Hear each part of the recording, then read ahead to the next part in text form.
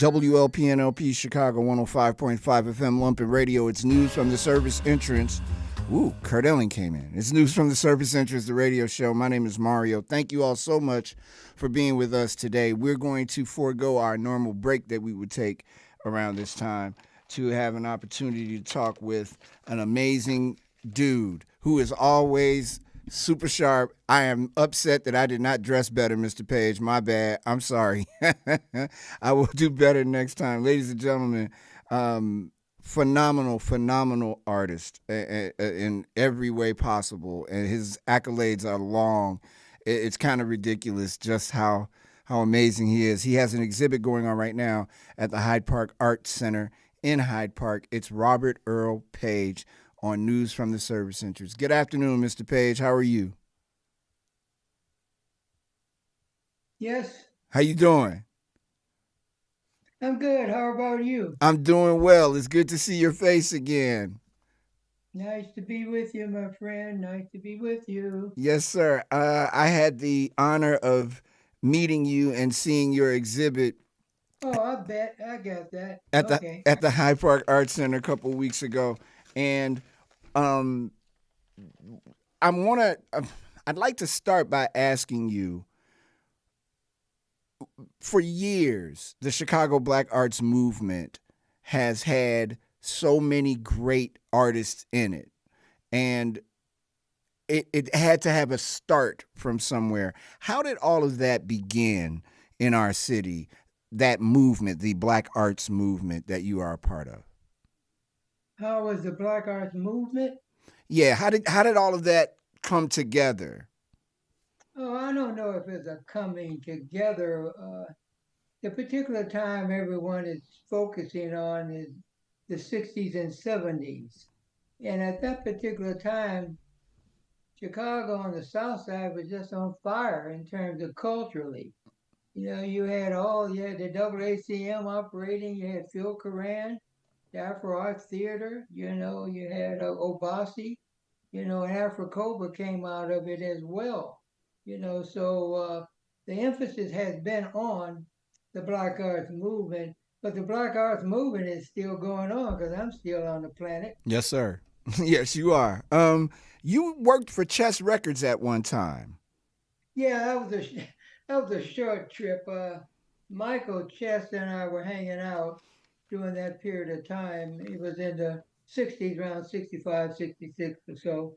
And so there was a vacancy as art director at Chess, and so he pulled me in. I didn't know what I was doing, so that's why I didn't last very long. But I did get an opportunity to do the Ramsey Lewis album. Yeah, and one of my favorite songs is on that album, Uhuru. And every time now that I think about you, I think about that song because I saw You're the kidding. album. No, What's that? What tune was that? Uhuru. It's Maurice White is playing kalimba on it, and Okay, I think he's playing drums because I think he was part of the trio at that time. okay. But that's my jam. I love that song. And after meeting you that day and seeing the work in this exhibit, let's talk a little bit about that exhibit at the Hyde Park Art Center. You have an amazing hold on color and the nature of why those colors are important. Talk to me about your process, especially in putting this exhibit together at the Hyde Park Arts Center. Well,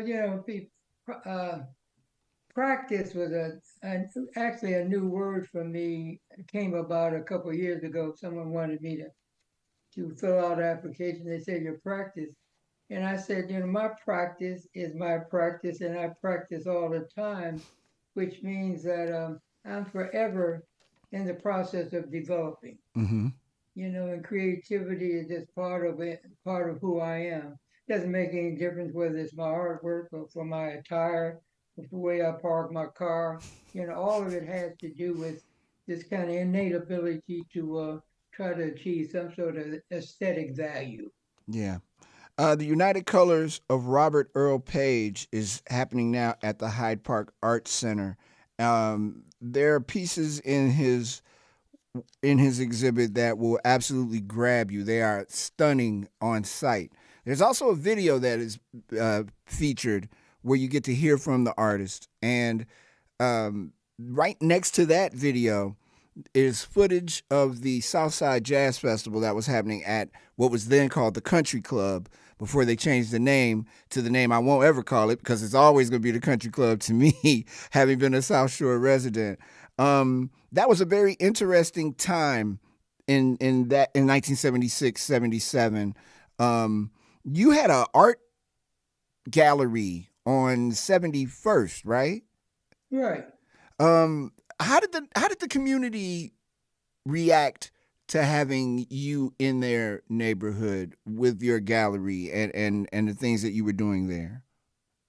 Well, at that particular point, I was living in South Shore, and my dear colleague and longtime friend, Dr. Carol Adams, came upon an application for a grant that the National Endowment of the Arts was offering, a City Spirits, I think the name of it was. Mm-hmm. So, of course, we said, sounds like something we ought to be interested in doing. And I had a small atelier on 71st Street, right off of Jeffrey. Right. And so, make a long story short, we wrote this proposal, and I remember the National Endowment of the Arts representative came to Chicago. It was during the winter month, and it was snowing like crazy. Mm-hmm. And so, of course, we looked at each other. We called and he said, "I don't know. Are we going to do this?" And of course, we had to do that. Mm-hmm. So we went. We met with the representative, and then we got the grant. It was a 2-year grant, and we were actually the first to have a festival on the south side of Chicago, and the first to have it at the south side. South Shore Country Club. When I was a little kid, and it didn't come back to me until I saw it at your exhibit. My sister used to have your Carson Peary Scott and Company bag, and she didn't have just one of those bags. She had a few of them, and because she shopped like crazy back in the day, she used to work at Sears as well. Yeah. I did not know until this past April 6th that that was your work on that bag. I heard you say that that was the bag that always got stolen from Carson's. Yeah, well, that's a every question you have has a long story behind it, and this particular one is that I approached Carson with an idea, and the idea was the Paige line. So what I did, I printed up yards and yards of fabric and fabricated them into kind of home fashions I thought that they may be interested in.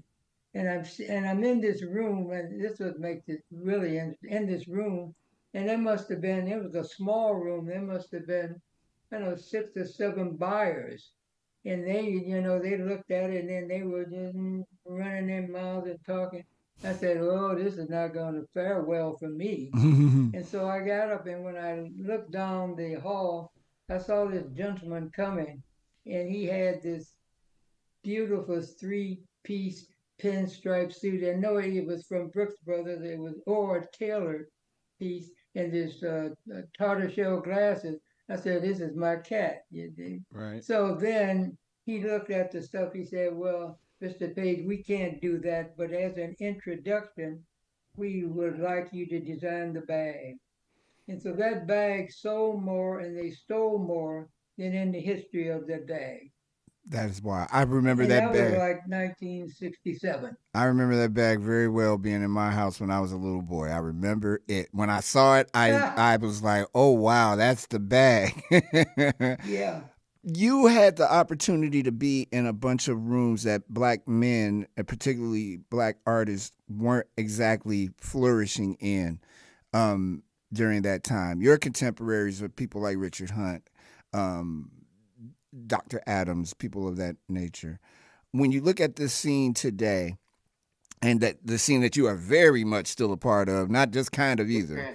Um, who are some of the folks that you look at and look at their work and say, okay, I can see this is an evolution and it's going to be continuance as well. Some of the people, Yes. yeah, well, Well, of course, we lost our dear friend, I call him Mr. Richard Hunt. Mm-hmm. Was around at the time, but at the time, all back to the Black Arts movement. I mean, Jeff Donaldson was around, all the Wadsworths, Gerald were around, you know, Catan, Calvin Jones, if that name means anything to you. Mm-hmm. And I used to go to all their walls, and sit and actually bring a jug. I'd bring a jug and sit with them, and let them do what they do while I clown. But Yeah. as I said earlier, when you start talking about this movement, it was just a wonderful time because we didn't have to go north for anything at that time.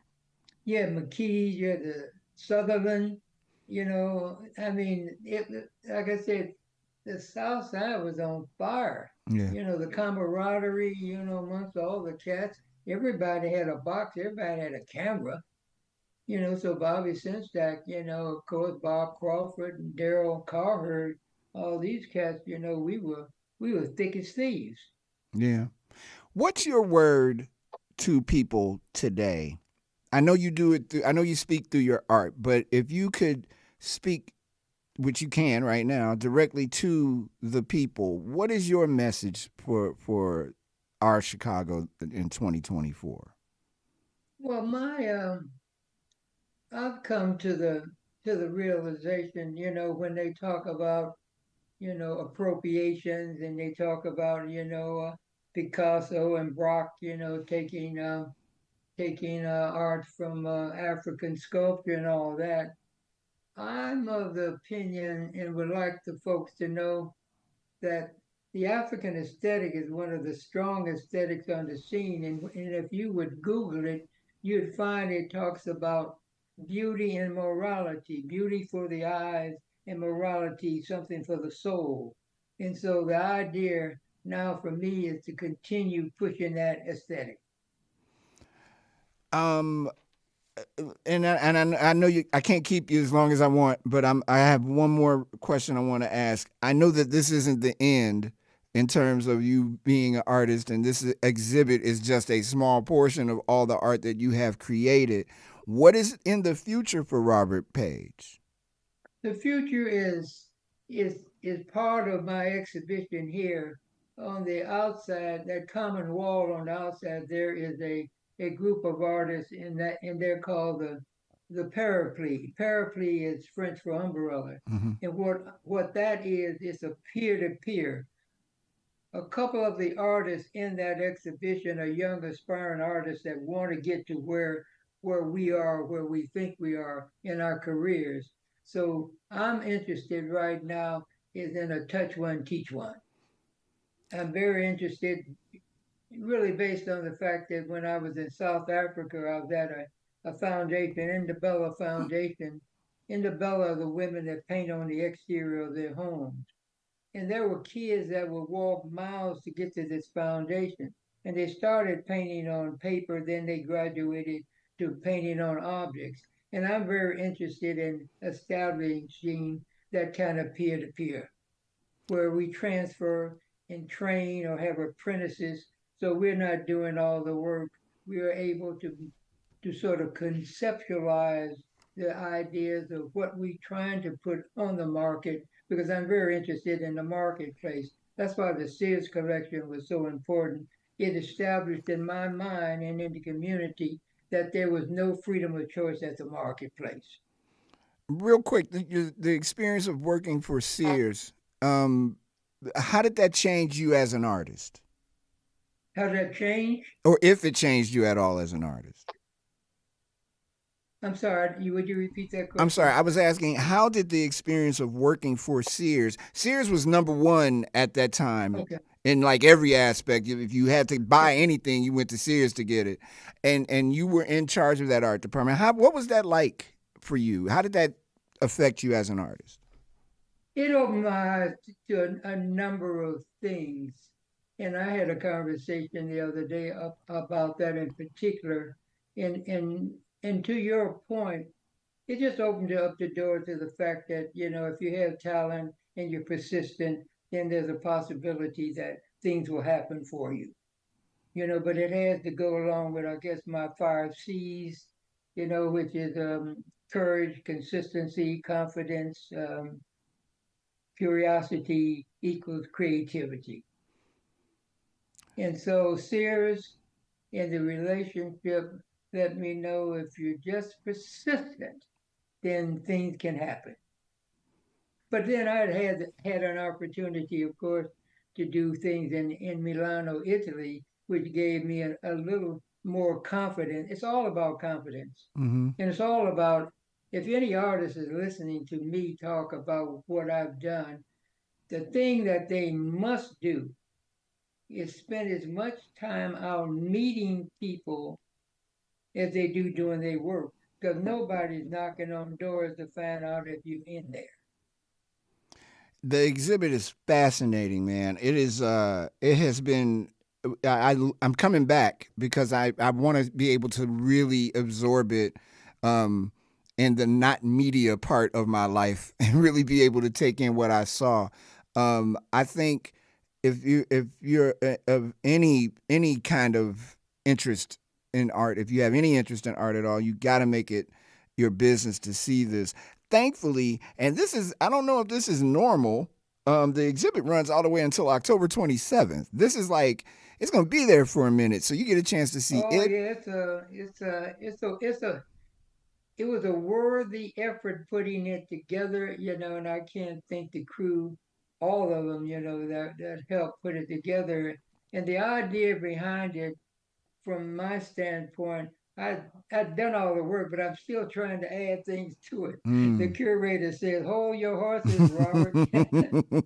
Oh, but creativity has no limit or no time.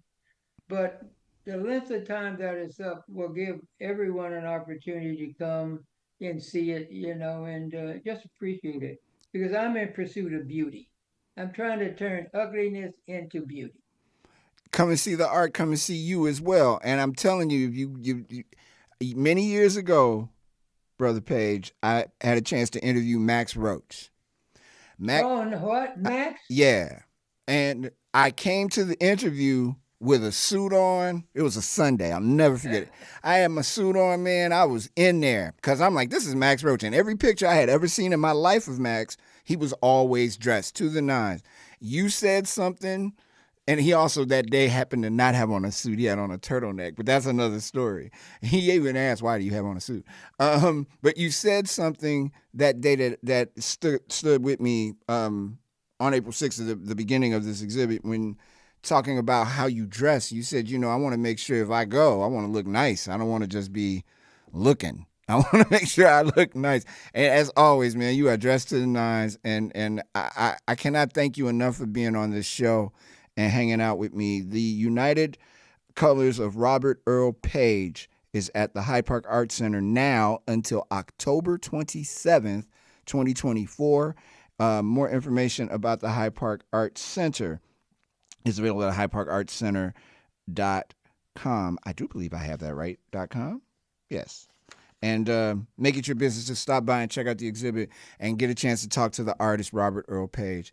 Thank you so much, sir, for being on my show today. Yeah, one point about when you mentioned Max.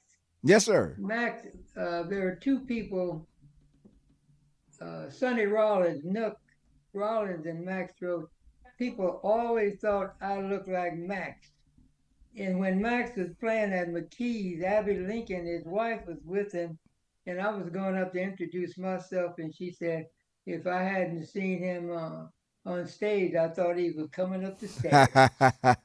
I appreciate the opportunity to speak with you, my friend, and let me know when you're coming this way. I may come and hang out with you. Yes, sir. That's a deal. That's happening. That's absolutely happening. Thank you so much. I really appreciate you being on the show, and best of luck with the exhibit. Well, I don't have to tell you that the exhibit is happening. It's a really fascinating thing, and it's a beginning to end. It's beautiful. The pieces are all wonderful. Those videos are very poignant, and if you get a chance to meet the artist, folks, you will understand why. Robert O. Page is a real deal. That's the cat that's happening. Thanks for being on the show, my friend. I really appreciate it. Bet. All right, babe. Talk to you soon. And Bye. also, thanks to the Hyde Park Arts Center and to Sophia for making sure that this happened today. And we appreciate the Hyde Park Arts Center. That's my spot on the low when I'm in the neighborhood. It's literally 50 steps from my house. When we come back, we've got more music. We are going to, yeah, man, we're just going to play music. And I'm mad behind, and I apologize. This is WLPN LP Chicago 105.5 FM Lumpin' Radio.